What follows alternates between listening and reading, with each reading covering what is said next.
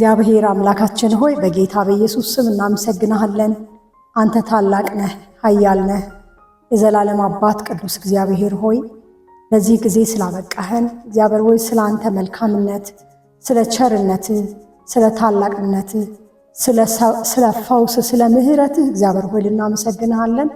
በጌታ በኢየሱስ ስም እናመሰግናለን። በነገር ሁሉ ሰዎች ይበረታቱበት ይጽናኑበት ዘንድ እግዚአብሔር ሆይ ለአንተ ክብር ይህንን እናደርጋለን እንናገራለን። በጌታ በኢየሱስ ስም አሜን።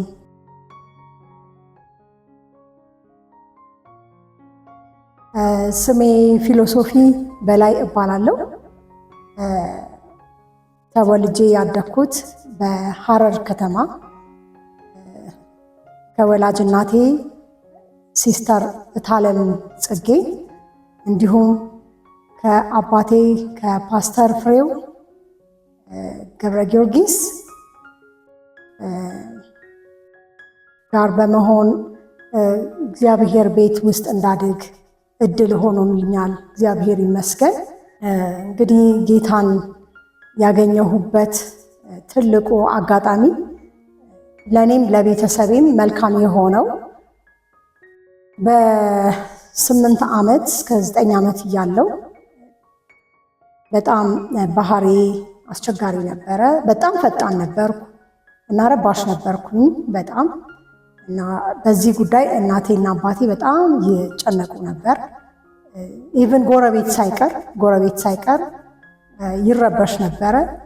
ግን ያንን የማደርግ የነበረው ሆን ብዬ ሳይሆን ያው በጌታ ስላልነበርኩ ከጌታ በፊት በነበረኝ ሕይወት ስለነበረ የእናቴ ሁል ጊዜ ጭንቀቷ ይች ልጅ በዚህ ባህሪዋ ከቀጠለች አድጋ እንዴት ትሆናለች፣ ምን ይሻላል የሚለውን ሁል ጊዜ ያወራሉ። እኔ ብቀጣም ያው ነኝ፣ ብመከርም ያው ነኝ። ያንን ነገር ሳደርግ ደስ ነው የሚለኝ በጣም ነው። በዚህ በጣም ታዝንና አንድ ቀን ከስራ ባልደረቦቿ ጋር በሕክምና ላይ ነው የተሰማራችው። የሕክምና ሙያዋ ላይ በምትሰራበት መስሪያ ቤት በጣም ጌታን የምትወድ አንድ ሲስተር ጓደኛ ነበረቻት። ከእሷ ጋር ስለኔ ባህሪ ተነጋገሩ እና እባክሽ ሲስተር ታለም እችን ልጅ ለኔ ስጪኝ እና ግድ የለሽም እኔ ደግሞ ለጌታ ሰጣታለሁ እመክራታለሁ እና የሚያስፈልጋትን ሁሉ ነገር በእግዚአብሔር ቤት ውስጥ ታገኛለች። ምናልባት የዚች ልጅ ጥያቄ የውስጥ ጥያቄ ሊሆን ይችላል የሚለውን ነገር አወሩ። ከዛ በዛም በተነጋገሩበት ሳምንት ላይ እናቴ ወደ ቤተ ክርስቲያን መሄድ ትፈልጊያለሽ ወይ? ግን ጴንጤዎች ናቸው አለችኝ። ምክንያቱም እኛ ከዛ በፊት በሐረር 08 ቀበሌ በመድኃኔዓለም ቤተክርስቲያን እሑድ ያው የሰንበት ፕሮግራም በመሄድ ያለውን ነገር ተካፍለን ነበር የምንመጣው። አሁን ግን ለየት ያለ ሐሳብ ነው። እኔም ማላቀው ነገር ነበረ። እሺ ችግር የለውም አልኳት። ከዛ ከጓደኛዋ ከሲስተር አየሉ ትባላለች። በጣም በህይወቴ ማረሳት የእናቴ ወዳጅ ነች። አስተዋወቀችኝና ቅዳሜ ዕለት በሐረር ቸርች ላይ ሙሉ ወንጌል ቤተክርስቲያን ኮንፈረንስ ነበረ። እዛ ሄድን። ከዛ አብረን ተቀመጥን፣ ተጸለያ። ጌታን የምትቀበሉ ሲባል ጌታን ተቀበይ አለችኝ። እሺ ያልኩኝ እጄን አንስቼ ጌታን ተቀበልኩ። በቀጣይ እሁድ የእሷ ቤተክርስቲያን ገነት ቤተክርስቲያን ስለነበር ወደ ገነት ቤተክርስቲያን ሄድን። ገነት ቤተክርስቲያን ሄድን። እዛ የደህንነት ትምህርት መማር ጀመርኩ። በጣም ደስ ይል ነበረ። ምክንያቱም እንግዳ ነው ለኔ። ጌታን ከተቀበልኩ በኋላ የሚገርመው በጣም ደስታ ውስጤ ሰፈነ። በጣም ሰላማዊ ሆንኩኝ። ምክንያቱም ያ ረብሺ የሚለኝ የሆነ ቁጣ የሚለኝ ነገር ከኔ ርቆ ነበርና እግዚአብሔር ረድቶኝ በዛ በገነት ቤተክርስቲያን በሐረር ገነት ቤተክርስቲያን እግዚአብሔርን ማምለክ ቀጠልኩ። ደህንነት ትምህርት ተማርኩ። የደህንነት ትምህርቴን ስጨርስ ልክ በደህንነት ትምህርት ኦልሞስት ወደ 3 ወር አካባቢ ሲሆን በጣም ቸርቹን ወደድኩት። የክርስቲያኑ ፍቅር፣ ጸሎቱ፣ ዝማሬው ያለው ሁሉ ነገር በጣም ደስ ይል ነበር። ከዛ ግን ቤተሰቦቼ በጣም ተደስተው ያንን ቤተክርስቲያን ፎሎ አፕ እንዳደርግ ከፈቀዱልኝ በኋላ በየጊዜው ቤተክርስቲያን መሄድ ይበዛ።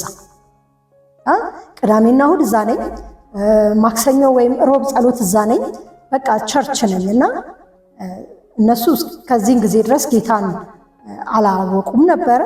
ተያይዘን በቃ መጣላት ተጀመረ። እኔ ሄዳለሁ ካልሆነ ደግሞ በቃ እኔ ኢየሱስን ትቼ አልቀር።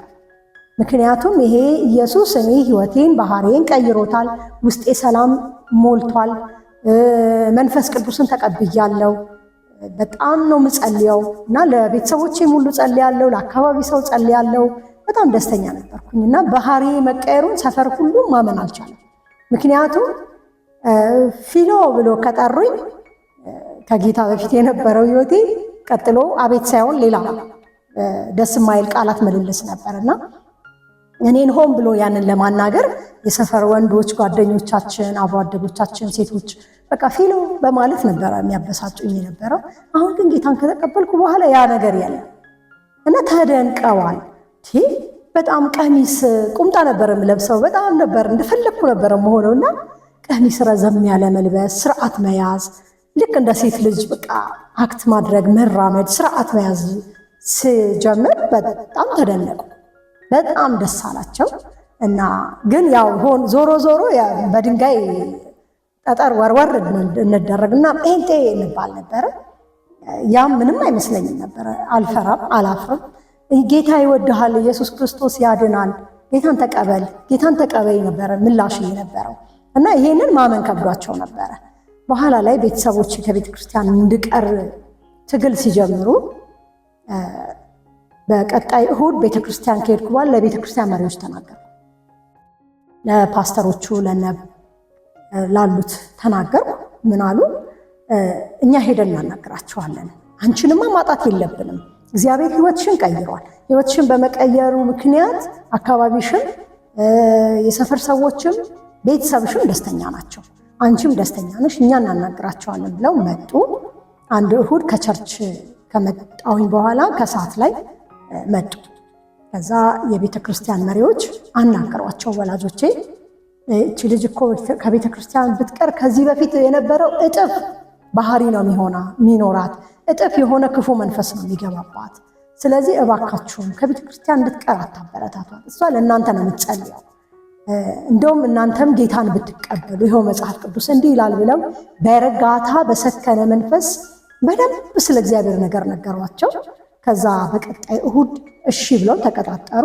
በቀጣይ እሁድ መጥተው አስታወሷቸው። ወደዛ ቤተክርስቲያን ወደ ገነት ሐረር ገነት ቤተክርስቲያን ሄዱ። በጣም ልነግራችሁ ከምችለው በላይ በጣም ደስተኛ ነበርኩኝ። ምክንያቱም መቼ የሚመጣሉ ብዬ የማልጠብቀው ነገር ነበርና እግዚአብሔር እንደዚህ ሰርፕራይዝ አደረገኝ። እነሱም በእኔ ባህሪ ምክንያት እኔ ጌታን ካገኘው በኋላ እነሱም ደግሞ ጌታ ኢየሱስን እንደ ግል አዳኛቸው አድርገው ተቀበሉ። ያው ቤተክርስቲያን መሪዎች እየመጡ ብዙ ስለነበርን ወንድሞቼ እንዲሁም አንድ ሴት እኔ ነበርኩ በወቅቱ እናቴ አባቴ በቤታችን አብራን የምትኖር ሌላ እህት እንዲሁ አብረን ተሰብስበን ጌታን ማምለክ መጸለይ የእግዚአብሔርን እውነት መማር ጀመርን። እግዚአብሔር ለኛ ቤት በዚህ መንገድ መዳን አደረገ። እግዚአብሔር ስሙ ይባረክ። ከዛ በኋላ ወደ አገልግሎት መጣው። ወደ አገልግሎት ስመጣ ልክ የ8 ዓመትና 9 ዓመት መካከል ላይ ሆኜ ነበር ጌታን ያገኘሁት። ልክ 12 ዓመት ሲሆነኝ ነው ጥምቀት ስነ ስርዓት የተካሄደልኝ። 12 ዓመት ሲሆነኝ የጥምቀት ከዛ በፊት የእምነት መሰረት ደቀ መዝሙር ትምህርት ነበር የምንማረው። ከ12 ዓመት ከተጠመቅኩ በኋላ የመጀመሪያ አገልግሎቴን የጀመርኩት በሰንደይ ስኩል ነው። ሰንደይ ስኩል እዛ በገነት ቤተክርስቲያን እማረሳው በጣም የማከብረው አስተማሪ ፓስተር ዘካርያስ ሳንታ ይህንን የሰንደይ ስኩል ትምህርት እንድማር የሰንደይ ስኩል ትምህርቱን ተምሬ ደግሞ እንዳስተምር እግዚአብሔር እንደዚህ አይነት እድል እንደሰጠኝ ሲነግረኝ በጣም ደስ አለኝ። ስልጠናውን ወሰድኩ። ከዛ ልክ በ13 ዓመቴ ሰንዴይ ስኩል ማስተማር ጀመርኩ። ስለተጠመኩኝ በጣም ኳየር መሆን እወድ ነበረ። ሲዘምሩ በጣም ደስ ይለኝ ነበር። ከዛ እንደምፈልግ ኳየር መሆን እንደምፈልግ ስነግራቸው ቆይ ትንሽ ደጊ ከሁሉም ትንሽ አንቺ ስለሆንሽ አደግ ብለሽ ትንሽ 15 ዓመት እስኪሆንሽ ድረስ ጠብቂ ያሉኝ።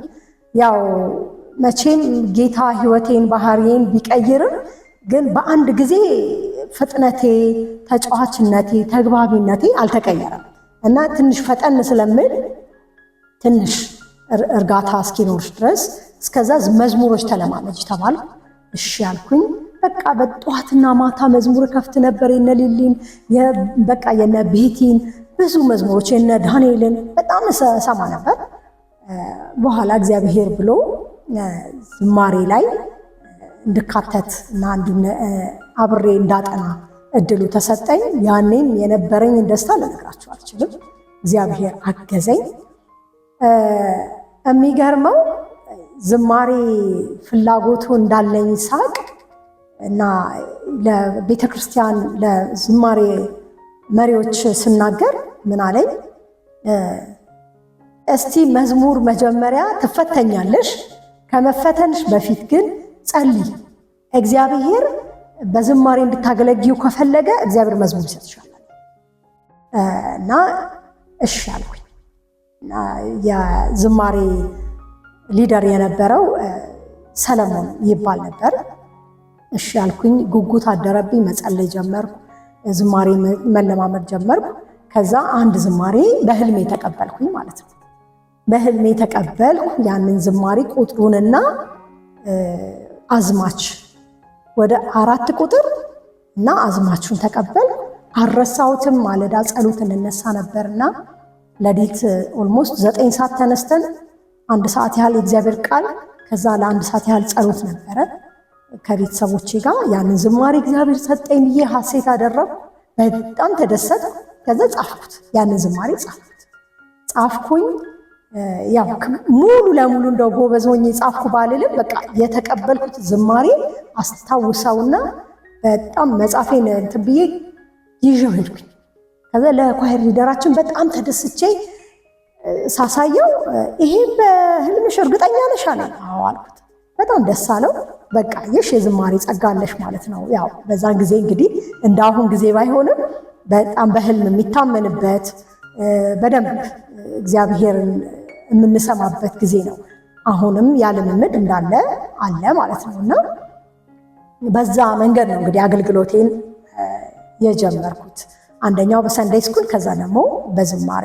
የሚገርማችሁ ግን የእግዚአብሔር ቤት ፍቅር ስላለኝ ሁል ጊዜ እሁድ ማለዳ ላይ እኔ ሁሌም ከቤተሰብ በፊት ነው የሚሄደው። ከቤተሰብ በፊት ሄጄ ምንድነው የማደርገው? የዲያቆናት ስራ ነው የምሰራው። ያልተጠረገ ከሆነ የቤተ ክርስቲያኑ ወለል ጠርጋለሁ፣ ወንበር ወለውላለሁ። ወንበር ከወለወልኩ በኋላ ፑልፒት አስተካክላለሁ። አይመለከተኝም፣ ግን ፍቅሬ ስለሆነ እና የቤተ ክርስቲያን መሪዎች ደግሞ አፕሪሼት ያደርጉኝ ነበረ፣ ሪጀክት አያደርጉኝም ነበር። ለምን? በጣም ትንሽ ልጅ ስለነበር እግዚአብሔር ያላት ቅናት ነው፣ ለእግዚአብሔር መንግስት ያላት ፍላጎት ነው የሚለው ነበረ። በጣም ተደሰትኩኝ እና ይሄንን የመሰለ እግዚአብሔርን የማገልገል እግዚአብሔር ቤት የማደግ እድል አጋጥሞኛል እና በጣም እድለኛ ነኝ። ደስ ብሎኛል። ብዙዎችም ደግሞ እንዳላችሁ አምናለሁ። ሌላው አገልግሎት ከጀመርኩኝ በኋላ አንዳንድ ተግዳሮቶች ነበሩ። እነዛ ተግዳሮቶች የአገልግሎት ታይም ላይ እንዲህ በቃ አካባቢው፣ ሰፈሩ፣ መንደሩ ሁሉ ጌታን የማያውቁ ስለሆነ ቻሌንጅ ያደርጉን ነበረ። በጣም ቻሌንጅ ያደርጉን ነበረ። በድንጋይ እንመታ ነበረ። ጸሎት ስንጸልይ በግቢያችን በቤታችን ትልልቅ ድንጋይ በጣም የመብረቅ ያህል የሚያስደነግጥ ድንጋይ ዱዋ እስኪል ድረስ ይወድቅ ነበር እና በጣም እንደነግጣለን እና ግን እርግጠኛ ነን ጌታ ከኛ ጋር እንዳለ በልባችን እናምናለን። ግን ሰዎች ለምንድነው እንደሚቃወሙን የሚለው ነገር ደግሞ ብዙ ቻሌንጅ አድርገኝ ነበረ። ያው ከቤተሰቤ ጋር በጌታን ቤት የኖርኩት አባቴ ፓስተር ፍሬው ይነግረናል። እሱ ያው በሙያውም ጥሩ የማንበብ ስኪል አለው። በትምህርቱ በጣም ጎበዝ፣ በማንበብ የሚያምን ሰው ስለሆነ በጣም በቃ እግዚአብሔርን በማክበር የእግዚአብሔርን ቃል በማንበብ በጣም ይረዳን ነበረ። አስታውሳለሁ አባቴ ሁል ጊዜም 9 ሰዓት ላይ ያነቃል ነበር። ተነሱ ጌታ ቢመጣስ፣ ተኝታችሁ ጌታ እንዳይመጣ ተነሱ ይለን ነበረ ከየክፍላችን እና ወደ ትልቁ ቤት ወደ ሳሎን እንሰበሰባለን። ግማሽ እንቅልፉን እዛው ይተኛል። ወንድሞቼ እኔም አንዷ ነኝ። ግን ግማሽ እንቅልፋችንን ደግሞ እንነቃለን። ከዛ እንጸልያለን፣ እንዘምራለን፣ የእግዚአብሔርን ቃል እናነባለን እና እግዚአብሔር በዚህ ህይወታችን ውስጥ ብዙ ታላቅን ነገር አድርጓል። በቤታችን በብዙ ነገር እግዚአብሔር ረድቶናል።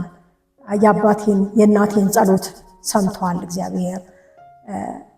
እና ሌላው የአገልግሎት ተግዳሮት የሆነብኝ ትልቁ ነገር ኳየር ላይ ስንዘምር የኳየር ልብስ የገነት ቤተክርስቲያን ኳየር ልብስ ኳየር ሻሽ አድርገን ስንዘምር እና ልክ ከቸርች ወጥተን ደግሞ ስንሄድ እዛው መድረክ ላይ እንደነበራችሁ መላእክት እንደመሰላችሁ ብትቆዩ ጥሩ ነበረ።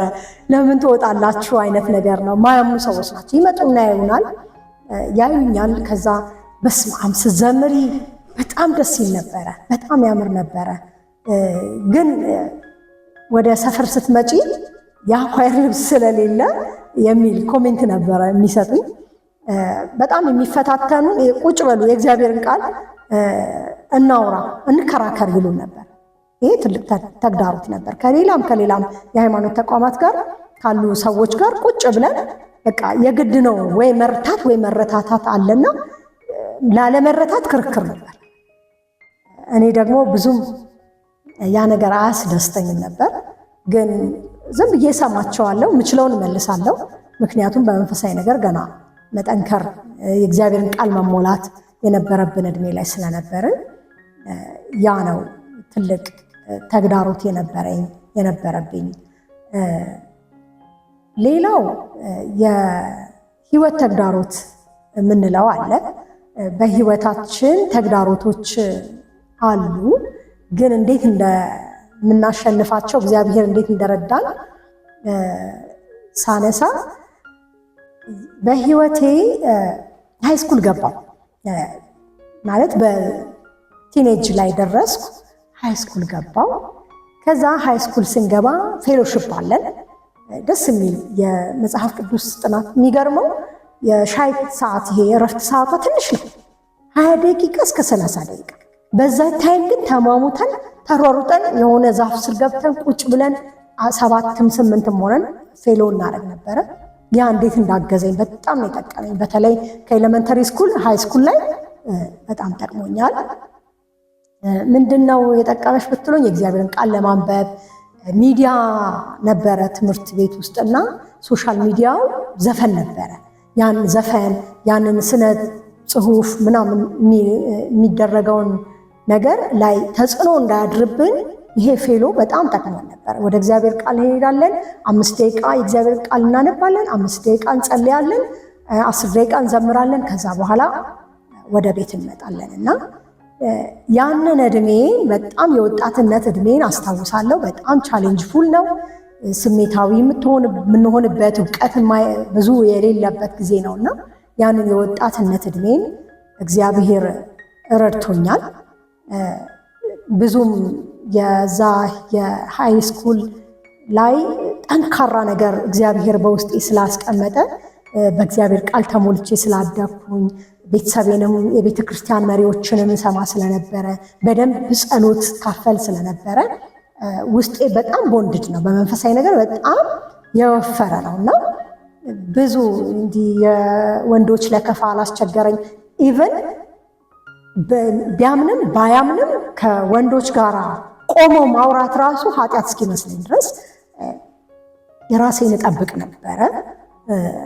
እግዚአብሔርም ደግሞ አግዞኛል እና ሃይ ስኩል አለቀና ያ እንደገና ጠንከር ወዳለው ወደ መምህርነት ትምህርት ገባው። ወደ ቲቺንግ ኢንስቲትዩት ስገባ ቻሌንጅ በጣም አጋጠመኝ። ይህን ሌሎችም ወጣቶች እንድትማሩበት ነው የምነግራችሁ። ምንም ጠንካራ ብንሆን ስጋ የለበስነን፣ ስሜት አለን፣ ፈቃድ አለን እና ይሄ ኒዳችን ፍላጎታችን ወደ ስጋዊ ነገር ይጎትተናል እና ጓደኞቼ በዙሪያዬ ብዙዎቹ ወንዶች ነበሩ። ከሴቶች ይልቅ በወንዶች ጓደኞች የተከበብኩ ነበርኩ። ምክንያቱም ብትሉኝ እዚህ ጋር እቤት ያሉኝ 3 ወንድሞች ናቸው። አባቴ 4ኛ አለ። እኔና እናቴ ነን ሴት ቤት ውስጥ። እናቴ ቢዚ ናት፣ ሐኪም ናት፣ ሕክምና ላይ ነው ስትሰራ የምትውለው። አባቴን ቤተክርስቲያን ላይ ሰፖርት ሲያደርግ ሲያገለግል ነው የሚቆየውና እኔና ወንድሞቼን ያለ ነው። በቃ የወንድ ካራክተር ነው ይዤ ያደግኩት ማለት ይቻላል። ልክ ግን ቲቺንግ ኢንስቲትዩት ላይ ስገባ ያገኘኋቸው ጓደኞች ክርስቲያኖች አልነበሩም። ብዙዎቹ የተወሰኑ 1 2 3 አሉ። ሌሎቹ ደግሞ እንደዚሁ እኔ በጣም አክቲቭ ነኝ በባህሪ እግዚአብሔር የሰጠኝ መልካም ነገር አክቲቭ ነኝ። ፈጣንነቴን ወይም ቅልጥፍናዬን ጠላት ሊጠልፈው ፈልጎ ነበር። ምንድነው ልላችሁ ያለሁት ጥናት ግሩፕ ወርክ የሚባል ነገር ነበረ። ግሩፕ ወርኩ ላይ የግድ ፓርቲሲፔት ማድረግ ለዛ ለመምህርነት ተቋም ግዴታ ነበርና ያንን የመምህርነት ስራ ላይ ለመሰማራት ስልጠናውን ስንሰለጥን ያጋጠሙኝ ሁሉም የማያምኑ ወንዶችና የተወሰኑ 2 ሴቶች ነበሩ እና የግድ ሰፈር መጠራራት ነበረብን። ቻርት ፔፐር ይሰራ ነበረ። እኔ ደግሞ አንድ ነገር አይምሮዬ በጣም ፈጣን ስለነበር ቻርት ፔፐሩን የራሴን ጨርሼ እነሱን የምሰራ ነበር። እዛ ላይ ግን ከነዛ ግሩፕ መካከል አንዱ ሰው በጌታ አይደለም፣ እንዲሁ መግባባት ነው፣ ሌላ ዲቴል የሆነ ነገር አይደለም። ግን አጋጣሚ በሌላ ኬዝ የተሰራ የብር የአንገት ጌጥ ይሰጠኛል። ሲሰጠኝ ለምን ብዬ አልጠየቅኩም። ብር መሆኑን ያወቅኩት ከዛ ያስኩኝ አደረኩት፣ ለካሁት፣ አውልቄ ሰጠሁት። በቃ ይሄንን አስታውሳለሁ። ከዛ በኋላ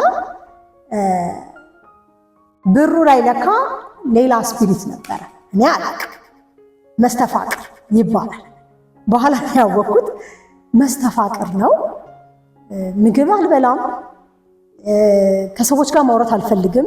በጣም ዲፕረስድ ሆንኩኝ። ትምህርት ቤት መሄድ አልፈልግም። ለካ ያ ነገር የተደረገው ለዛ ሰው የሰጠው ሌላ ሰው ነው እንጂ ሆን ተብሎ ለኔ አይደለም። ሆን ተብሎ ለኔ አይደለም። እና ያ መስተፋቅር ብር ትንሽ ጊዜ አንገላታኝ። አንድ ወር ከምናምን በቃ ይጸልያል፣ በጣም ይጸልያል። እግዚአብሔር ሆይ እባክህ፣ ጮሆም የወጣ መንፈስ የለም። ግን እኔ ዲፕረስድ ነኝ። ስጠራኝ አቤት ላለው የተወሰነ እንቀሳቀሳለሁ። ግን በቀን ቃዥ ነበረ። በቀን ተኝቼ ብድግ ብዬ አወራ ነበረ። ማውራውን እኔ አላቅም። ወላጆቼ ግን በጣም ትንሽ ተጨንቀው ነበርና ወይ ይሄ ትምህርት ይቋረጥ ይቅርባት እያለች እናቴ ከአባቴ ጋር ስታወራ ኖ እግዚአብሔር ያስችላታል፣ እንጸልያለን፣ እግዚአብሔር ጸሎታችንን ይሰማል እያለ አባቴ በጣም ያበረታታን ነበረ። በኋላ ላይ መስተፋቅር ስፒሪት እንደሆነና ለእኔ ሳይሆን ለሌላ ሰው የተሰራ እንደሆነ ግን ያንን የብር የአንገት ጌጥ ለክቼ እንደመለስኩት ጌታም ተናገረ። ተፈወስኩ። ከዛ ትምህርቴን በተወሰነ መንገድ ጥሩ አክቲቪቲ የነበረኝ ልጅ በሆንም ትንሽ አዘገየ፣ ተጎዳውን። ያው 2ኛ ሴሚስተር ላይ ስለነበረ እግዚአብሔር ከእንደዚህ አይነት ነገር ታድጎኛል። ትልቅ ይሄ የህይወት ፈተና ነው። እንዲሁም ደግሞ አንድ ልጨምርላችሁ የህይወት ሌላ በጣም የሚገርም ተግዳሮት፣ በዝማሬ እግዚአብሔርን አገለግላለሁ። በጣም ጸልያለሁ። እግዚአብሔርን በህልም በደንብ ኮሚኒኬት ያደርገኛል ጌታና በደንብ ጋይድ ያደርገኛል። ክፉ ነገር ሊያጋጥመኝ ሲል ይነግረኛል። ሌሎችንም እንዲህ በቃ በጣም በመንፈስ ቅዱስ የምንጸልይበት፣ በልሳን በደንብ የምንጸልይበት፣ በዝማሬ በቃ ዝማሬ ሲባል እንዲሁ ለመዘመር አይደለም፣ ውስጣችን ርስ እስከሚል ድረስ ነበር እግዚአብሔር ፊት የምናመልክ የነበረውና ሌላኛው የህይወት ተግዳሮት ያጋጠመኝ እንዲሁ በጣም ሌሊት መነሳት በቃ ልምዱ እስካሁን አለ። ግን ልክ ያንን ሌሊት የመነሳት ልምዱ እንዳለ ሆኖ ለፈተና መጨናነቅ ነበረብኝና ሌሊት ተነስቼ እግሬን ውሃ ውስጥ ዘፍዝፌ አጠና ነበር እንዳይወስደኝ እንቅልፍ። በሰውነቴ ሙቀት እኮ ውሃው ይሞቃል፣ ግን በቃ እዛ ውስጥ አድርገን ፊቴን ታጥቤ ጥሩ ውጤት ለማምጣት አጠና ነበርና ልክ ያንን እያደረኩ ባለሁበት ሳምንት የሆነ ቻሌንጅ ነገር ራስ ምታት፣ ከባድ ራስ ምታት አጋጠመኝ። አይ ቲንክ ብርድ ነው ብዬ ነበር ያሰብኩት። እናቴም ሕክምና ሙያ ላይ ስለተሰማራች ያው ይህንን መድኃኒት ይሄ ፔንኪለር ይሻላል የሚለውን ብታደርግልኝም ያ ራስ ምታት ከኔ አልሄደም። አንድ ወር አልሳለፈ። ከዛ ልክ ወር ከ15 ቀን ሲሆን አንድ ቀን በድንገት ከአልጋዬ ላይ መነሳት አቃተኝ። ሽንት ቤት ለመሄድ ብድግ ስል መነሳት አልቻልኩም። በሌላ ጊዜ ልክ 1 ሰዓት 1 ከሩብ ላይ ከኔ ሩም ወጥቼ ወደ ሳሎን ሄጄ ቁርስ በልቼ ቦርሳዬን ይዤ ትምህርት ቤት የሚሄድበት ታይም ነው። 2 ሰዓት ሆነ። ከዛ በቤት ውስጥ እንደ አሳዳጊ የምትንከባከበን እመቤት መንግስቱ የምትባል አብራን በጣም የምንወዳት ለወንጌል በጣም እስካሁን ድረስ እግዚአብሔርን የምታገለግል ሴት ናትና መጣችና ወደ መኝታ ክፍሌ ፊሎ ምን ሆነሽ ነው? ትምህርት ቤት እኮ ሰዓት አልፏል፣ ምን ሆንሽ ስትለኝ እየተኮላተፍኩ ነው የማወራው። መኮላተፌንም የምታውቀው እሷ ናት፣ እኔ አላውቅም። መነሳት አቃተኝ አልኳት። ሽንት ቤት አልሄድሽም? አልሄድኩም። ፊትሽን አልታጠብሽም? አልታጠብኩም። አልነቃሽም? አዎ። እስቲ ተነሽ ብላ ስትደግፈኝ ተዝለፍልፌ አልጋ ላይ ወደቅኩኝ። ከዛ እናቴን ጠራቻት፣ ለአባቴም ተነገረ። ሌሎች ወንድሞቼ ትምህርት ቤት ሄደዋል። እናቴ መጣች። ምንድን ነው የሆንሽው ብላ ብትል ብትሰራ ምንም የሆነ ነገር የለም። ቆይ ምግብ ስለማትበላ ኢነርጂ አንሷት ሊሆን ይችላል ብላ ግሉኮስ ቀጠለችልኝ። ከዛ ግሉኮሱን ጨረስኩኝ። ከ2 ሰዓት በኋላ ምናምን ኦልሞስት ወደ 4 ሰዓት ወደ 5 ሰዓት ጭራሽ የማወራው ድምፅ ንግግሬ አይሰማም። በሌላ ቋንቋ ዲዳ ሆንኩኝ ማለት ነው። ግን ማየት እችላለሁ፣ መስማት እችላለሁ፣ መራመድ አልችልም። እጄም መንቀሳቀስ አይችልም። አንደበቴም ዝም አለ። ፓራላይዝድ ሆንኩኝ። ከዛ እናቴ ይሄንን ስታቅ በማግስቱ ተነስታ ወደ ሕክምና ቦታ ወሰደችኝ። የሕክምናው ሐኪሙ ምንድን ያለው እንደ ሲስተር ይሄ እኮ ነርቭ ኬዝ ነው ሲል፣ በፍጹም እኔ ልጄ ጤነኛ ነች፣ ከትናንት ወዲያ እኮ ስትራመድ ነበር፣ እንዴት ሆኖ ነው ዛሬ የኔ ልጅ ነርቭ ሲስተም ፓራላይዝ የሚያደርጋት? ነርቭ ሲስተም ሾክድ ማድረግ አለባት፣ መንቀጥቀጥ አለባት። አሁን እሷ አትንቀጠቀጥም፣ ግን ይሄ ነው። ከዛ እና ምን እናድርግ ዶክተር? ባላንስ የምታደርግበት መድኃኒት እንስጣት። አይ ሌላ ቦታ በደንብ ህክምና ይደረግላት አለች። ወደ ቤት ወሰዱኝ። ከዛ ቤት ከገባን በኋላ በቃ እናቴ በጣም ስሜታዊ ሆነች፣ አባቴም ደንግጧል። ግን አባቴ ደስ የሚለኝ እስካሁን ነው። ጌታ ይባርክ ፓስተር ፍሬው ጥሩ አባት ነህ። በመንፈሳዊ ነገር ለኛ በጣም አራያ ነህ። እግዚአብሔር ዘመንህን ይባርክ፣ እድሜህን ይባርክ። አይኖ በጣም ተባርከሃል፣ ደግሞ ይጨምርልህ።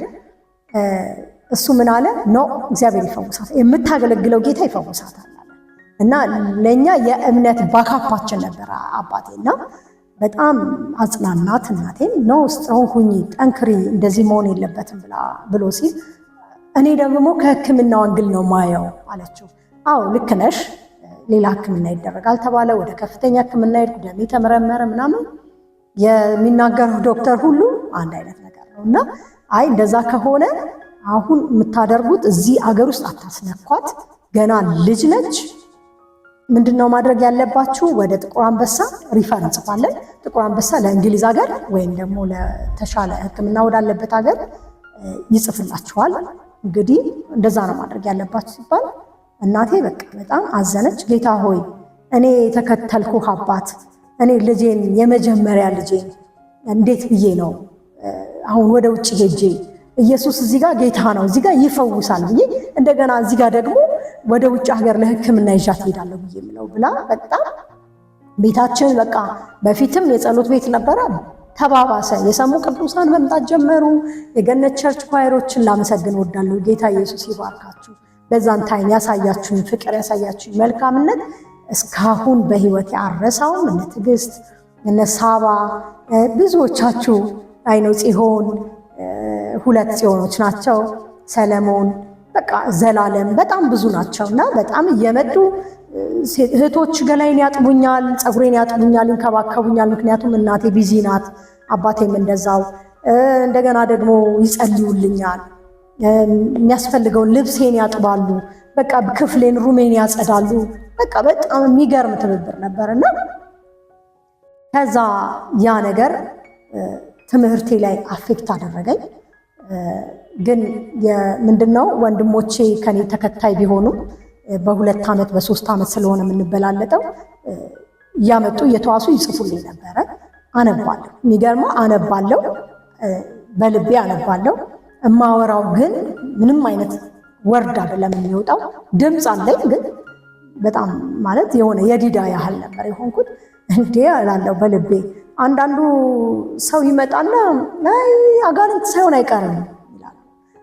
እንዴት ሆኖ መንፈስ ቅዱስ በግራ ልቤ በቀኝ ልቤ አጋንንት በግራ ልቤ ነው እንዴ? ኖ እላለሁ።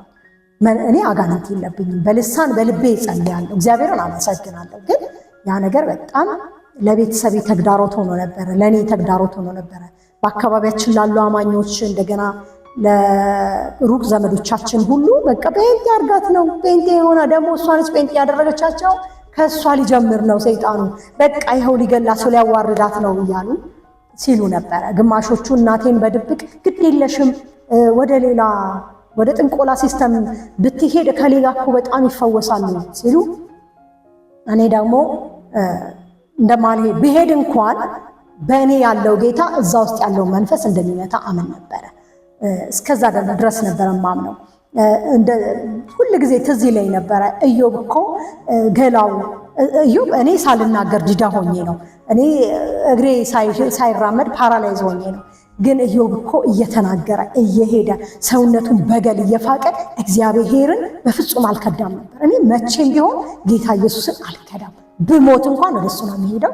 ምንም ነገር ደግሞ አልሆንኩም፣ እፈወሳለሁ፣ የምዘምረውን የምወደውን ዝማሬ እዘምርለታለሁ ለጌታ እያልኩ አምን ነበር።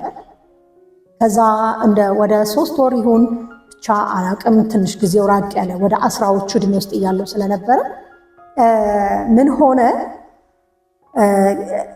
እምነቴ ውስጤ ሙሉ ነበር። በልሳን ጸልይ ነበር። እግዚአብሔርን ቃል ከከፈቱልኝ ያው መክፈት ስለማልችል አነባለሁ፣ ሙሉን አነባለሁ፣ ሐሴት አረጋለሁ፣ ፊቴ በጣም ደስተኛ ነው። በዚህ ግን እናቴ ትጽናና ነበር፣ አባቴ ትጽናና ነበር። በኋላ ላይ እግዚአብሔር አንድ ጊዜ እንደዚህ ሆነ። ከ3 ወር ከ6 ወር በኋላ ብቻ ያ ጉዳይ አልጸናም። ሆስፒታል እሄዳለሁ፣ በወር አንዴ እመጣለሁ፣ እሄዳለሁ። በኋላ ላይ አንድ ቀን ገላይን እናቴ አጥባኝ አልጋ ዳር ላይ አስቀምጣኝ ልብስ አልብሳኝ ቢጃማ ወደ ሆስፒታል የሚሄድበት ልብስ ልታመጣ ነው ሄደችው። አስታውሳለሁ። ድምፅ ሰማሁ። የሰማሁት ድምፅ የሰው ነው የሚመስለው። በኢየሱስ ስም እያልሽ ተራመጂ ብቻ የሚል ቃል ነበር የሰማሁት። ሃሌሉያ! ስሙ የተባረከ ነው። ልክ ይሄንን ድምፅ ስሰማ አልተጠራጠርኩም። ምክንያቱም ሰይጣን የኢየሱስን ስም ጠርተሽ ተራመጂ ማለት አይችልም። እንዲህ ምርኩዝ ነገር ዱላ ነገር ነበረ ቤት ውስጥ። እሱን ያስኩኝና በጌታ በኢየሱስ ስም እያለ ሼክ እያደረኩ ነበር የተነሳው። እውነቴን ነው የምነግራችሁ። የዛን ቀን ውስጤ ሁሉ ውርር ነበር የሚያደርገኝና ብድግ አድርጌ በጌታ በኢየሱስ ስም ይሄንን ቃል ስናገር የሚሰማ ኃይል ይሰማል እንጂ ሰዎች አይሰሙም። ኢቭን ኢፍ ለእኔ ያ ቋንቋ ለጆሮዬ ከባድ ነበረ። በኢየሱስ ስም እያልኩ ቆምኩ እና እንዲህ ሼክ ነበር የማደርገው። በጌታ በኢየሱስ ስም እራመዳለሁ እያልኩ አንድ በጣም ትንሽ እርምጃ ነው የምራመደው። በኢየሱስ ስም በኢየሱስ ስም እያንዳንዱ እርምጃዬን እየተራመድኩ ከቤት ወጣ። ከቤት ወጥቼ ትልቁ ቤት ጀርባ ነው የኛ የልጆች ሰርቪስ። የትልቁ ቤታችን ከፊት ነውና አባቴ ከበረንዳ ሲመጣ አየኝ። ከዛ እናቴ ተከትላው ስትመጣ እናቴ ጮኸች። እንዳትወድቂ ከወደቅሽ ችግር አለበት ምናምን ስትለኝ፣ ምክንያቱም እሷ ሐኪም ናት፣ አይኖ አማኝ ነች፣ ወንጌላዊት ናት። ግን እሷ ኢሞሽን ያደረጋት በጣም ሊደነገጠችው አላመነችም። ለ3 ወር ወይ ለ6 ወር ተኝቻለሁ። እዛው ነው የሚያጎርሱኝ። በቃ ያለው ነገር ያው ፓራላይዝ መሆን ይገባቸዋል ብዬ አስባለሁ። ከዛ አባቴ ግን እንዲህ አለ፣ ተይ አላት። በኢየሱስ ስም እያልሽ ነይ አለ። እኔ የሰማሁትን ድምፅ በአባቴ በኩል ኮንፈርም አደረገልኝ መንፈስ ቅዱስ። አሜን ብዬ ግቢውን ተንቀጥቅጬ ዞሬ ተመልሼ እዛው ሩሜ ገባው። ልብሴን ለብሼ ሆስፒታል ሄድኩኝ። ከዛ ሆስፒታል የሄድኩበት ሰው ከሌላ ሃይማኖት የመጣ ግን ጌታን በጣም የሚያከብር የሚያገለግል ሰው ነበረ። ዛሬ ዶክተር የምስራች አለኝ፣ ዛሬ እኮ ተነስታ ፊሎ ሄደች፣ ግን በጣም ትንሽ የሆነ እንቅስቃሴ ነው ያደረገችው አለችው። ከዛ በጣም ተደሰተ እሱ። እግዚአብሔር ይመስገን በቃ በዚሁ ቀጥ አይዞሽ ብሎ አበረታቶኝ ሕክምናውን ትቶ እሱም ጸልዮልኝ ወደ ቤታችን ተመለስን። ከዛ እግዚአብሔር እየረዳኝ እግሬ እየተፈታ እጄ እየተፈታ መጣ። አንደበቴ ግን ቀስ ብሎ ነበር የተፈታው። ግን በጣም አዝን ነበር። መዘመር በጣም ነበር የምወደው ከምነግራችሁ በላይ። ያንን እግዚአብሔር በህይወቴ ይሄንን ተግዳሮት አሳልፎኛል። ጌታ ፈውሶኛል። ዛሬ የእውነት እነግራችኋለሁ፣ ፈውስ የምትጠራጠሩ ሰዎች ካላችሁ እግዚአብሔር ይፈውሳል። እግዚአብሔር ዛሬም ክብሩ አላረጀም። እግዚአብሔር ፈውሱ አላረጀም። ከቤቱ ፈውስ አልራቀም። እኛ የፈውስን ኮንቴክስት የምንረዳበት መንገድ ይሆናል እንጂ እግዚአብሔር ዛሬም ፈዋሽ ነው። እግዚአብሔር ዛሬም ሰዎችን ከሽባነት ያነሳል፣ ከሞት ያነሳል። እና እኔ ብዙ እንደዚህ አይነት የተለያዩ ገጠመኞች ገጥመውኛል። እንዲሁም በመኪናም ተገጭቼ ለ3 ሰዓት ለ4 ሰዓት ፌንት አድርጌ አትነሳም ተብሎ ሆስፒታል ወስደውኝ የተወሰነ ጊዜ ሲጠብቁ፣ እኔ ግን ዝማሬ ተቀብዬ ነበር የተነሳሁት። ዝማሬ እየዘመርኩ ነበር ብድግ ብዬ የነቃሁት እና ደንግጦ ዶክተሩ እንዴ እስከ አሁን የልብ ሀርት ቢትሽ አይሰማም ነበር ነው ያለ። እኔ ዶክተር ቸርች ነበርኩኝ እየዘመርኩ ነበር ነው ያልኩት። እና ጤንጤ ነሽ አለኝ። አይ እናንተማ አትሞቱም ማለት ሂጂ ብሎ ወደ ቤተክርስቲያን ወደ ትምህርት ቤት ነበር የሚሄደው ጓደኛዬ። አይ እኔ አሁን እግዚአብሔር ከሞት ስላተረፈኝ ወደ ቤተክርስቲያን ነው የሚሄደው ብዬ የኢሮፕ የጸሎት ፕሮግራም ነበር እዛ ስካፈል ዋልኩ። ሰፈር ሁሉ ግን ተረብሾ ነበረ። ፊሎሶፊ መኪና ተገይታ ተንከባላ ቱቦ ውስጥ ወድቃለች፣ ሳትሞት አትቀርም ተብሎ ሐረር ከተማ ላይ ቤተሰቦቼ ራሱ ማን ይስማቸው፣ እዛ የሕክምና ቦታው ጦር ሰራዊት የሚባል ነበር መሰለኝ፣ አናስገባም አሏቸው። ግን እኔ ከተነሳውኝና ልክ ስወጣ ቤተሰቦቼን አገኘው። ኧረ እኔ ደህና ነኝ እግዚአብሔር ይመስገን፣ እኔ እየዘመርኩ ነበረ። እኔ መግጨቱንም አላቅም፣ ምን ጋም እንደመታኝ አላቅም። ጓደኞቼ ናቸው እንደተገጨ የነገሩኝ። ብዙ የህይወት ቻሌንጆችን እግዚአብሔር አሳልፎኛል። ስሙ ይባረክ። ሌላው እንግዲህ እግዚአብሔርን በማገልገል ውስጥ ብዙ አይነት ተግዳሮቶች ይኖራሉ፣ ብዙ የህይወት ገጠመኞች ይኖራሉ። ነገር ግን ዝም በማለት በትዕግስት እግዚአብሔርን የበለጠ እግዚአብሔርን በመስማት ውስጥ ተግዳሮቶቻችንን ማለፍ እንችላለን። እንዴት እንሰማዋለን ብትሉኝ፣ በእግዚአብሔር ቃል ውስጥ እግዚአብሔርን እንሰማዋለን፣ በጸሎት እንሰማዋለን። እግዚአብሔር በህልም ይናገራል፣ በትንቢት ይናገራል፣ በድምፅ ይናገራል። እኔ ሕያው ምስክር ስለሆንኩ ይህንን መካድ አልችልም። እንግዲህ ሌላው እግዚአብሔር በህይወታችን በህይወቴ ካደረገው ትልቁ ነገር ደግሞ ከሐረር ከተማ ወደ አዲስ አበባ መጥቼ እዚህ በአንድ ቤተክርስቲያን ውስጥ እያገለገልኩ በቆየሁበት ጊዜ እግዚአብሔር ብቸኝነት በቃ ብሎ ለእኔ ትክክለኛ የሆነውን መልካም የሆነ እኔን የሚያርም የሚያስተካክል፣ በጣም እንግዲህ እንደነገርኳችሁ ፈጣን ነኝ ብያችኋለሁ። ፍጥነቴን ያው አሁንም እያያችሁት ነው። እና እሱ ደግሞ በጣም ረጋ በማለት የሚያምን በማስተዋል ያለ ሰው እግዚአብሔር መልካም የትዳር አጋር ሰጥቶኛል። እንግዲህ ከኋላ ያለፉትን ጊዜያቶችን አስቡና ዛሬ እግዚአብሔር ለእኔ ያደረገውን ምሕረት ተመልከቱ። ትዳር ሰጥቶኛል። በትዳሬ በጣም ደስተኛ ነኝ። ለእኔ ባለቤቴ እንደሚያስፈራራ ባል ሳይሆን አፕሪሼት የሚያደርግ ባል፣ የሚረዳኝ ባል፣ በአገልግሎቴም በማደርጋቸው ነገሮች ሁሉ አንድም ቀን ተቃራኒ ቃል ሳይሆን የሚያበረታታ ቃል የሚናገር ባል ሰጥቶኛል። እንደገናም እግዚአብሔር በ2 ሴት ልጆች ባርኮናል። እግዚአብሔር ይመስገን። አሁን አንዷ ወደ ዝማሬ እያደላች ነው በአባቷ በጣም ጎበዝ ቮካሊስት ስለሆነ እሷ ያንን እያየች በጣም የመዘመር ፍላጎት ስላላት ትዘምራለች።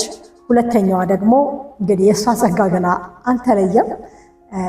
እንግዲህ እግዚአብሔር ይህንን አይነት ሁኔታ እንድናልፍ ክብሩ ሊገለጥ በእኛ ምሕረቱ ሊገለጥ ፈውሱ ሊገለጥ እግዚአብሔር ከኛ ጋር መኖሩን እያሳየን ነው። በትዳር ህይወት ውስጥ እያለን በጣም በቅርብ ጊዜ የማረሳው ትልቅ ፈተና አልፈናል። በጣም የሚገርማችሁ ቅዱሳንን ማበረታታት በተለይ ቤተክርስቲያን ልትዘነጋው የማይገባ እውነት በብዙ አክብሮት በብዙ ፍቅርና ትህትና ነው የምናገረው። ድሆችን መጎብኘት፣ ምንም አቅም የሌላቸውን ፋይናንሻሊ በእውቀት ደረጃ የተቸገሩትን ማሰብ መልካም ነውና በጣም የሚገርማችሁ በኢኦኤም በኢትዮጵያ አውትሪች ሚኒስትሪ ስር ሊደርሺፕ በምንሰለጥንበት ጊዜ እግዚአብሔር በተለያዩ ዳይሜንሽኖች መንገዶችን አሳየንና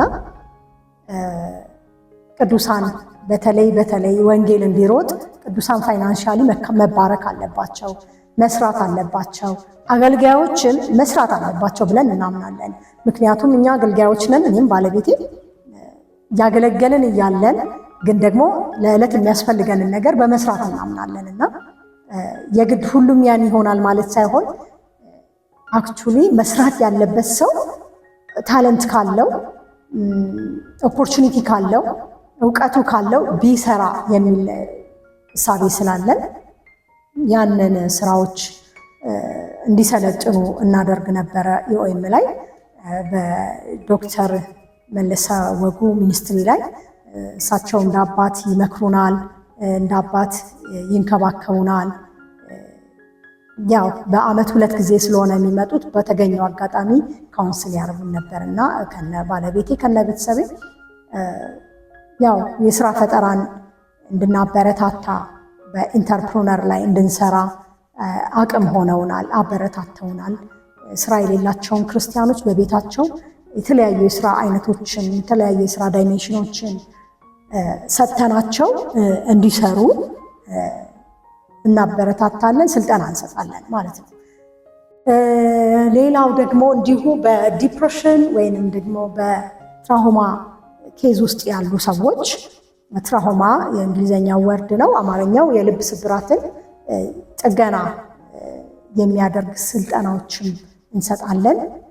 ያንን ስልጠና የሚገርማችሁ ስንሰጥ ትራውማ ሂሊንግ ነው እና የልብ ስብራት ጥገና ወይም ፈውስ ያ ሰው መጀመሪያ ያንን ትሬኒንግ ሲወስድ መፈወስ አለበት ብለን እናምናለን። እንዴት እንደሚፈወስ እንዴት አድርጎ ያንን ሂደት ፕሮሰስ ማድረግ እንደሚችል ስልጠናዎችን እንሰጥና ከዛ ያ ሰው እዛው ሂልድ አድርጎ ራሱ ከብዙ ስብራት ፈውስ አግኝቶ ሌሎችን ደግሞ ሄዶ ለነዛ ሰዎች የመዳን ምክንያት የመፈወስ ምክንያት የልብ ጥገና ምክንያት እንዲሆን እናደርጋለን። የስራ ስልጠናውን ስንሰጥ ምንድነው የምናደርገው? ስልጠናውን እንሰጣለን። እነዛ ሰዎች መክፈል ላይችሉ ይችላሉ። እኔም ባለቤቴም ይሄንን ስልጠና ኢንተርፕረነር ኤንድ ቢዝነስ ስናጠና ብዙ ሺህ ብሮችን ነው የከፈልነው። ይህንን ግን በቤተ ክርስቲያን ውስጥ ከፍሎ መማር የማይችል ግን መስራት ፍላጎት ያለው በተለይ የአገልጋይ ቤተሰብ፣ የአገልጋይ ሚስት፣ የአገልጋይ ልጆች ኢቨን ኢፍ አገልጋዮች ራሳቸው ሰርተው ራሳቸውን በሆነ ዳይሜንሽን ለምን መቼም እውነት ስንነጋገር 24 ሰዓት የሚያገለግል አገልጋይ የለም። ብናገለግል የምናገለግለው 8 ሰዓት ነው። ከ8 ሰዓቱ ደግሞ ኢማጅን ወደ 14 ሰዓት የኛ ነው። ሌላውን 8 ሰዓት ብንተኛ 8 እና 16 ሰዓት እንኳን ብንጠቀምበት ሌላ 8 ሰዓት አለ። አትሊስት 4 ሰዓቱን እንኳን ለመስራት የስራ አቅጣጫዎችን እንዲያዩ መስራት የሚችሉትን ነገር እንዲመርጡ፣ እንዲጸልዩ፣ ሰርተው ደግሞ ለቤተ ክርስቲያንም ስጦታንና አስራትን መባን እንዲሰጡ። ለምን ለወንጌል ገንዘብ ያስፈልጋል። ከቤተ ክርስቲያን ብቻ የሚቆረስልን ሳይሆን እኛ ለቤተ ክርስቲያን መቁረስ የምንችል ለቤተ ክርስቲያን ስጦታ ወንጌል በዚህ ዘጋ ይሰራ ማለት የምንችል እንድንሆን የግድ መስራት ይኖርብናል ብለን እናምናለን እና ይሄንን ስልጠና እንሰጣለን። እንደገና የማያምኑ ሰዎችንም እናሰለጥናለን።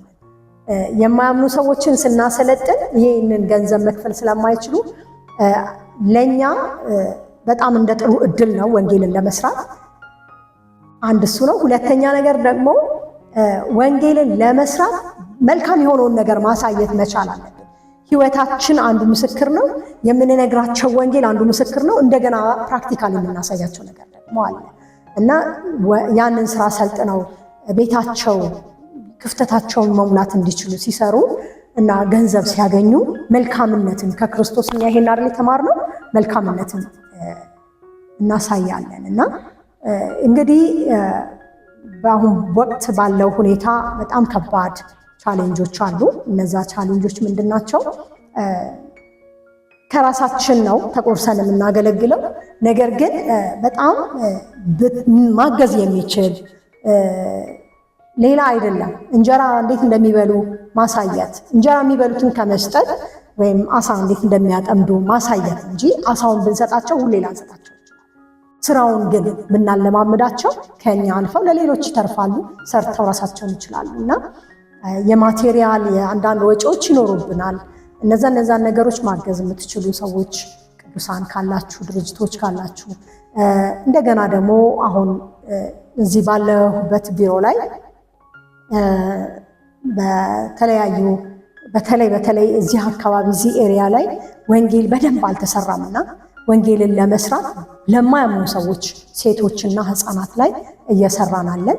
እነዚህ ሴቶችና ህፃናት የሚያስፈልጋቸውን ማዕድም የተወሰነ እያቀረብን እንደገና ደግሞ የስራ ስልጠና እንሰጣቸዋለን። የትራውማ ሂሊንጉንም እንሰጣቸዋለን። የተለያዩ ነገሮች ላይ እየተሳተፍን ያለነው፣ እግዚአብሔር እያገዘን ያለነው። እንግዲህ እግዚአብሔር ባገዘን መጠን ወንጌልን ባልታየ መንገድ መስራት መልካም ነው ብለን እናስባለን። ምክንያቱም እኔ ኢየሱስ ክርስቶስ ያድናል ብዬ መጽሐፍ ቅዱስ ገልጬ ሳስተምር ያ ሰው ርቦት ሆነ አይሰማኝም። ኢየሱስም እንደዛ አላደረገም። ኢየሱስም ዳቦ እያበላ እየባረከ የሚያስፈልገውን ኒድ እያቀረበ ነውና ወንጌልን እኛ ደግሞ እንደዚህ ልንሰራ ይገባል ብለን እናምናለን። አብራችሁን መቆም የምትፈልጉ በቀናነት እግዚአብሔርን እኛ በቀናነት ነው የምናገለግለው። ምክንያቱም ጽድቁንና መንግስቱን እየፈለግን ያለ ነው። ጽድቁንና መንግስቱን ስንፈልግ ደግሞ ላልታዩ ወገኖች፣ ላልተሰሙ ወገኖች ድምፅ ልንሆንላቸው፣ ላልታዩ ወገኖች ልናያቸው፣ ልንጎበኛቸው ይገባል ብለን እናምናለን። እንዲሁም በትራውማ ሂሊንጉ ጠንከር አድርጌ መናገር እንፈልገው ከቲኔጅ ጀምሮ ከ5 ዓመት ጀምሮ እስከ አደልት ድረስ ትራውማ ሂሊንግ ምን ማለት እንደሆነ ብዙ እየታወቀ አይደለም። ገና አሁን ነው ስልጠናው በጣም እየበረታ የመጣው። ስልጠናዎችን መውሰድ የምትፈልጉ ቤተክርስቲያን ውስጥ ያላችሁ የቤተክርስቲያን መሪዎች ልትሆኑ ትችላላችሁ፣ ዲያቆናት ልትሆኑ ትችላላችሁ። ይሄንን ፕሮግራም የምትከታተሉ ምስክር ቲዩብን የምትከታተሉ ይሄንን እኛ መተን ትሬኒንጉን ልንሰጣችሁ ፈቃደኞች ነን። ስልጠናውን መውሰድ ትችላላችሁ። የስራ ፈጠራውንም ስልጠና እንደዚሁ መተን ያላችሁበት ድረስ ይሄንን አገልግሎት ማቅረብ እንችላለን። ተደጋግፈን የእግዚአብሔርን መንግስት መስራት እንድንችል ይሄንን እንድናደርግ እግዚአብሔር ይረዳናል ብዬ አምናለሁ እና ይሄንን ነው ማስተላለፍላችሁ መልእክት። ጌታ ኢየሱስ ይባርካችሁ። እግዚአብሔር ዘመናችሁን ይባርክ። ተባረኩ።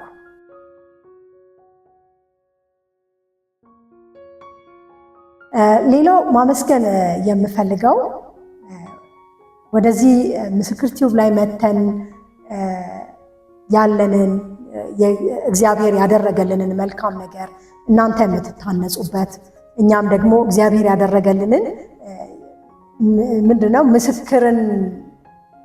ምስክር መሆናችንን የምናረጋግጥበትን እድል እንድናገኝ ያገዘን ወንድማችን ዘማሪ አማኑኤል ገበየው እግዚአብሔር ይባርክ። ቤተሰቡን፣ ባለቤቱን እግዚአብሔር ይባርክ። ምስክር ቲዩብ አስተባባሪዎች፣ እንዲሁም እዚህ ላይ የምታገለግሉ ሁሉ እግዚአብሔር ዘመናችሁን ይባርክ።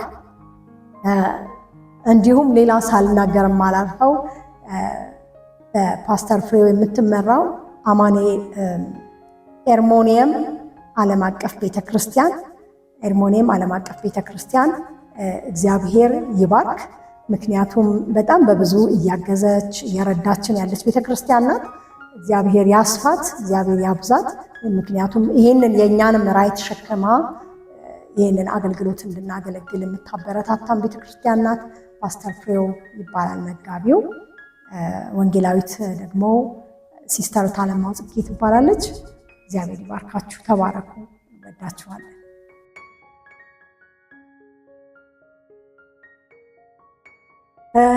ሌላው እግዚአብሔር ሁል ጊዜ የሚገርመው ቅርብነቱን እግዚአብሔር በጣም ለሚፈልጉት በጣም ቅርብ ነው። ምክንያቱም እናውቃለን ብዙ የምድር ነገስታት ብዙ ባለሀብቶች ዙሪያቸው የተከለለ ነው። በብዙ ጋርዶች የተከለሉ ናቸው። በጣም እነሱ ጋር ለመድረስ ከባድ ነው። ኢቭን ለመድረስ ማሰብም አይቻልም፣ ከታሰብም በጣም ከባድ ነው። እግዚአብሔር ግን በእውነት ተፈልጎ የማይጠፋ ስንፈልገው በቅርብ ያለ የሚደግፈን፣ የሚያበረታን፣ የሚያጽናናን ስንፈልገው የሚገኝልን አምላክ ነውና ይህንን ዝማሬ በእግዚአብሔር ፊት ብዘምር እጅግ ደስ ይለኛል። ፈልጌ አላጣሁህም፣ ከልቤ ሽቼ ራስን አልሰወርክም።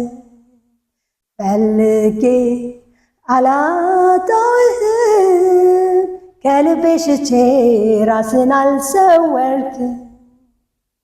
ውሃ በሌለበት በደረቅ ምድር ነፍሴ ተጠምታ አገኘች።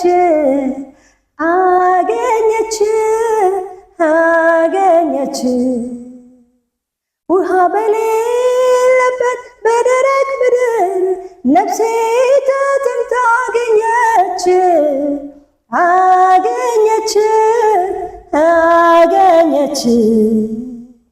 በቅቤና በስብ እንደሚረካ ሰው ሳገኘ ልቤን ደስ አለው። በቅቤና በስብ እንደሚረካ ሰው ሳመልክ ልቤን ደስ አለው። ተመችቶኝ ነው አባትነት ዘላለም በቤቴ ራሱን የምል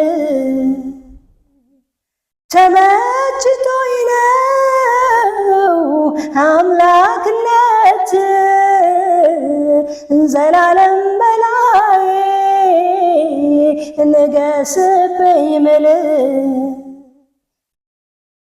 አዛኝ ባትሆን ፍቅር ባትሆን አምላኬ ባትሆን ረዳቴ ባትሆን ባትሸከመኝ በፍቅር ባትይዘኝ ፈቅደ ባትምረኝ መክረ ባትመልሰኝ በፍቅር ባትይዘኝ ፈቅደ ባትምረኝ መክረ ባይመልሰኝ ምን ይሆን ነበረ እጣዬ?